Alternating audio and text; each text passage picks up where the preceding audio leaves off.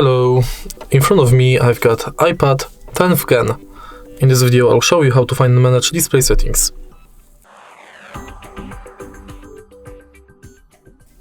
In the beginning, let's go to settings,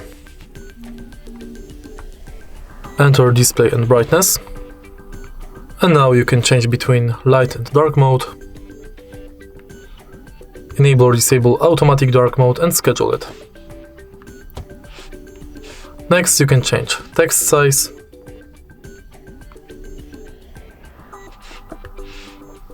enable or disable bold text, change brightness of the screen display, enable or disable True Tone,